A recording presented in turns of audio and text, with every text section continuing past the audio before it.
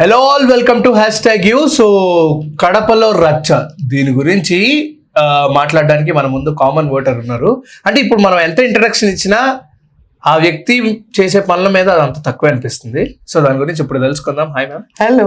So అందుకే ఎక్కువ introduction ఇవ్వలేదు, waste of time. So Pulivendula ఆయన ఓన్ అయ్యిండి, ఆయన అక్కడ తిరగడం ఏంటో నాకు అర్థం కావట్లేదు. జగన్మోహన్ రెడ్డిని నేపికి వచ్చాడు.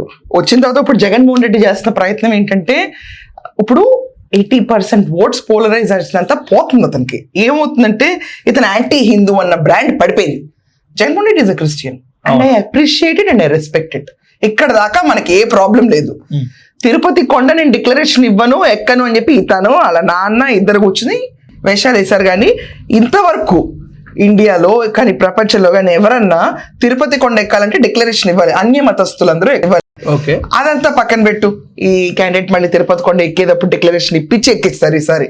అది పక్కన పెడితే జగన్మోహన్ రెడ్డి తిరుపతి కల్తీ లడ్డు మాత్రం పిచ్చ డెంట్ పడిపోయింది. క్యాండిడేట్ పిచ్చ డెంట్ అంటే మామూలు డెంట్ కాదు. యు ఆర్ అగేన్స్ట్ హిందూ అని చెప్పి జనాలందరూ క్లియర్గా అర్థం చేసుకున్నారు. లేకపోతే ఎవరి టెన్యూర్లో అయినా, ఇప్పుడు అది పొలిటికలీ నామినేటెడ్ పోస్ట్ చైర్మన్ అన్నది. ఎంత పెద్ద స్వామి, గురుస్వామి, ఆ స్వామి అని చెప్పి అన్ని పేర్లు చెప్పి టీటీడీ పోస్టులో ఇచ్చాడు అతను కూర్చుని. ఇచ్చిన తర్వాత బేసికల్గా మనం అర్థం చేసుకోవాల్సింది ఏంటంటే, కరుణాకర్ రెడ్డి, దాని తర్వాత ధర్మారెడ్డి, జగన్మోహన్ రెడ్డి, వీళ్ళందరూ కూర్చుని ప్రాపర్గా, మరి జగన్మోహన్ రెడ్డి నోటీస్ లేకుండా ఉండదు కదా. 2022లో అతను మైసూర్ ల్యాబ్ రిపోర్ట్ కనుక చూసి అతనికి ఆబ్వియస్లీ తెలుస్తుంది. తెలియకుండా మరి అంత పప్పు అంటే కనుక ఇతను సీఎం కింద అనర్హుడు. ఏం జరుగుతుందని. ఎందుకంటే అపోజిషన్ ఉన్న వాళ్ళందరూ కల్తీ లడ్డు అంటే, అరే అపోజిషన్ ఏమంటున్నారు, బ్రింగ్ ద ఫైల్స్ అని ఎవరైనా చెక్ చేస్తారు. అది ఏం లేకుండా కూర్చున్నాడంటే your inefficient to be a politician. ఆ సీఎం అసలు ఎలా అయ్యారో ఎవరికి అర్థం కాదు. సో తిరుపతి కల్తీ లడ్డు విషయం పైన వీళ్ళ ప్రభుత్వానికి దేర్ యాంటీ హిందూస్ అనే ఓట్ ఖచ్చితంగా దద్దరిల్లిపోయిందని పడిపోయిన తర్వాత అసలు కడపలో జగన్మోహన్ రెడ్డి కొన్ని హవా నిర్వీర్యం అయిపోయింది. అందుకే కడపలో ఈరోజు తిరుగుతున్నాడు. యూజువల్గా ప్రెస్ మీట్ పెట్టాలి, కూర్చుని వెళ్ళిపోవాలి.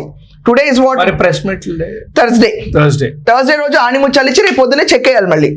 అంతే, మనకు అంతకంతే ఎజెండా ఉండదు. 2 పెళ్లి లక్షంతలు, లేకపోతే చౌక్ అటెండ్ అవటము, లేకపోతే ఒక ప్రెస్ మీట్ పెట్టడము, వెళ్ళిపోవడం. ఇది జగన్మోహన్ రెడ్డి రెగ్యులర్ టెన్యూర్. ఇదంతా కాకుండా ప్రెస్ మీట్ ఆపేసి ఈరోజు కడపకి వెళ్ళాడు. కడపలో అక్కడ ఏమన్నా ప్రెస్ మీట్ పెడతాడేమో నాకు తెలీదు. Because we have to wait and see. And ఈ జగన్మోహన్ రెడ్డి యాంటీ హిందూ అన్న స్టాంప్ పడిన తర్వాత హిందువులు ఎవరు ఇతనికి ఓట్లేరు. No way. ఆల్టర్నేటివ్ ఇప్పుడు మనకి ఎగ్జిస్టింగ్ కూటమి ఉంది, కూటమి కొట్టేస్తారు, లేకపోతే కాంగ్రెస్కి వేసుకుంటారు.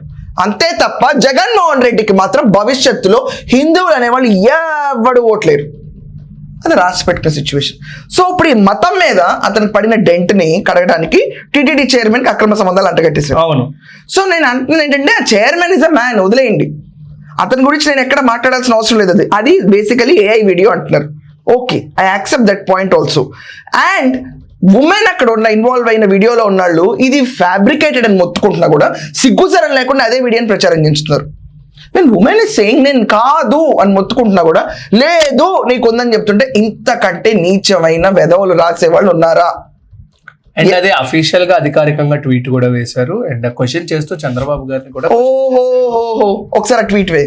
దేశంలోనే కాదు ప్రపంచ వ్యాప్తంగా కోట్లాది మంది భక్తులు కలిగిన ప్రత్యక్ష దైవం వెంకటేశ్వర స్వామి కొలువై ఉన్న తిరుమల తిరుపతి ఆలయాల నిర్వహణ, పరిపాలన అత్యంత పవిత్రమైన బాధ్యత నువ్వే చెప్పాలి జగన్. నేనే అడుగుతున్నాను, నువ్వే చెప్పాలి ఈ ట్వీట్ తో, ఇంకెవరు కాదు.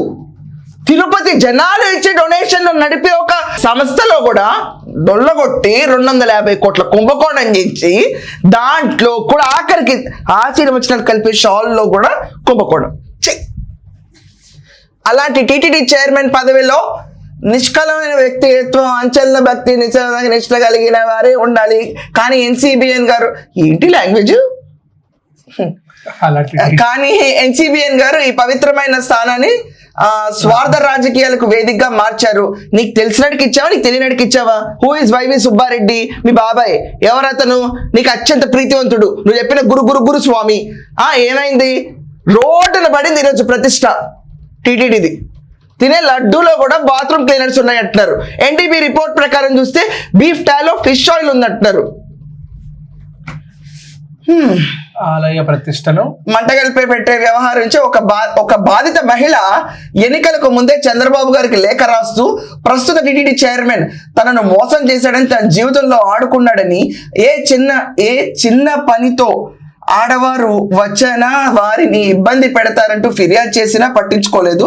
ఒక బాధ్యత ఉన్న వ్యక్తి చంద్రబాబు గారు ఈ ఫిర్యాదును విచారణ చేసి చర్యలు తీసుకోవాల్సింది పోయి ఇన్ని రకాల ఆరోపణలు ఉన్నాయని తెలిసినా కూడా విచారణ చర్యలు పూర్తిగా ఏకపట్టి అతన్ని టీటీడీ చైర్మన్ గా నియమించారు. అలాని ప్రతిష్టను, పవిత్రతను కాలరాశారు. దేవుడి పట్ల భక్తి ఉన్నవారు ఎవరైనా ఇలా చేస్తారా? ఆలయ పవిత్రతను కాపాడాలన్న ఉద్దేశం ఉంటే ఇలాంటి నిర్ణయాలు తీసుకుంటారా? చంద్రబాబు గారికి భక్తి లేదు, శ్రద్ధ లేదు, అంతకన్నా అంతగానే లేదు, దేవుడి పట్ల భయం కూడా లేదని మరోసారి రుజువైంది. నీకు దేవుడు అంటే భయం ఉందా? నిజం, నీకుందా? చంద్రబాబు నాయుడు గారికి అపరిమితమైన భక్తి ఉంది, భయం ఉంది. దేవుడు అంటే, జనాలంటే భయం ఉంది. నీకు జనాలంటే భయం ఉందా? ఒక్కలోదే ఆంధ్రప్రదేశ్ జనాలేగా. నేనేం మద్యం పోసినా తాగి చచ్చిపోతారన్నా బిర్రవి కుడతాను. నీ ప్రభుత్వం చేసింది. హిందువులు వీళ్ళకి కల్తీ నెయ్యి, వీళ్ళకి మీకు నెయ్యి అవసరమా, పాలు అవసరమా? అసలు హిందూ మతం ఏంటి? తొక్కేయాలి దీన్ని అని చెప్పి కల్తీ లడ్డు. నీకు భయం భక్తి ఉందా? అసలు బుగ్గలు సవర్ తీసి ఓట్లు వేసుకున్నావు, భయం భక్తి ఉందా? ఎక్కడైనా విచక్షణ జ్ఞానం ఉందా? నీ ప్రభుత్వం నీ హయాంలో ఎక్కడైనా నడిచిందా? నువ్వు రైట్ ట్వీట్లు ఇలాంటివన్నీ, ఆ లెటర్ ఎంత ఫ్యాబ్రికేటెడో తెలుస్తుంది ఇంకా పెట్టేవాళ్ళందరూ. అండ్ క్లియర్ కట్ గా ఇక్కడ జరిగింది ఒక విషయం అయితే, ఇక్కడ ఏం చెప్పేది ఇంకో విషయం. ఆయన లేక ఆవిడే లేఖ రాస్తూ చంద్రబాబు గారికి చెప్పినా సరే పట్టించుకోవట్లేదు అనే point. First of all Chandrababu Naidu గారి నోటీస్ కి ఏ చిన్న విషయం వచ్చినా ఇమీడియట్ గా రియాక్ట్ అవుతారు. That is his trade mark. Even Lokesh గారు కూడా ట్వీట్, ప్రపంచం మొత్తం తలకిందులైపోయి నువ్వు చేసే తప్పు మోసం అని చెప్పినా కూడా రియాక్ట్ అవుతుంది ఎవరు? వైఎస్ జగన్మోహన్ రెడ్డి. లడ్డూలో వాడే నెయ్యి విషయంలో చంద్రబాబు గారికి అదే నిర్లక్ష్యం.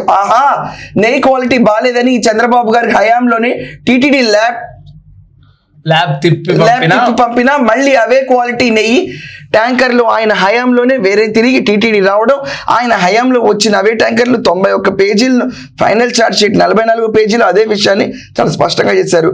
ఈ రకరకంగా, ఇది ఒకటేనా పేజ్, ఇంకా 2 పేజీలు ఈ రకరకంగా చంద్రబాబు గారు తిరుమల లడ్డు, ఇది కొంచెం చదవమ్మా. ఈ రకంగా చంద్రబాబు గారు తిరుమల లడ్డు ప్రసాదం విషయంలో తప్పు చేసి దాని వేరొకరికి నెట్టి మళ్ళీ దాని మీద రాజకీయ దుమారం రేపట్టి ఆ నెయ్యితోనే స్కాములు చేస్తున్నాడు. మరోవైపు 2014 నుంచి 19 మధ్యలో టీటీడీ నెయ్యి కొనుగోలు ధర దాదాపు 277 నుంచి 300 రూపాయలు. 2018 నెయ్యి కొనుగోలు రేటు దాదాపు నెయ్యి విషయంలో తప్పదు ఆరోపణలు చేస్తూ దానిపై రాజకీయ దుమారం రేపుతూ తన హెరిటేజ్ కి చెందిన మ్యానుఫ్యాక్చరింగ్ కంపెనీ ఇందాపూర్ డైరీకి నెయ్యి అమ్ముకునేందుకు కట్టబెట్టే లాభాలు. ఫస్ట్ ఆఫ్ ఆల్ హెరిటేజ్ కి సంబంధించి ఇందాపూర్ కాదు. You are uneducated. I think you literally uneducated. I think fabricated website pictures తీసి దాంట్లో నారా భువనేశ్వర్ గారు ఫోటో పెట్టి సర్క్యులేట్ చేస్తున్నారు. రెండోది, business to business and business to customer, ఇది modules. B2B, B2C. Heritage is B2C, business to customer. So they directly deliver to customers. And business to business, వాళ్ళు ఇందాపూర్తో they must have done something. అంతేగాని వాళ్ళెవరు ఇందాపూర్ కంపెనీని పెట్టుకుని company నుంచి business to customers చేయరు. Okay, there is B2B and B2C. తెలుసా Jagan? Idea ఉందా? లేకపోతే ఒకసారి చదువుకో. సెట్ చార్జ్ షీట్లో ఏం పేరుగొంది చదువు, చెప్పు, జనాలకి ఎక్స్ప్లెయిన్ చెయ్యి, తప్పైతే ఒప్పుకో. ఎన్డీడీబీ రిపోర్ట్లో ఏముంది చదువు, నేర్చుకో. తెలియకపోతే అడుగు, నేర్పిస్తారు నీకు జనాలే. ఈరోజు ఆంధ్రప్రదేశ్లో ఉన్న స్కూల్ చదువుతున్న పిల్లలు ఇంగ్లీష్ బాగా చదువుతారు జగన్. వాళ్ళ దగ్గరికి వెళ్ళి సెట్ చార్జ్ షీట్ ఏంటో అడుగు, వాళ్ళు ఎక్స్ప్లెయిన్ చేస్తారు. నీ హయాంలో కల్తీ ఎలా జరిగిందని చెప్పారు సెట్ చార్జ్ షీట్లో అని. ఎన్డీడీబీ రిపోర్ట్ తీసుకెళ్లి జగన్మోహన్ రెడ్డి స్కూల్ చదువుకుంటే పిల్లల్ని అడగాలి, వాళ్ళు ఎక్స్ప్లెయిన్ చేస్తారు దీంట్లో ఏమేమి ఉన్నాయి, చంద్రబాబు నాయుడు గారు ఆ రోజు ఎందుకు ఇలా అన్నారని.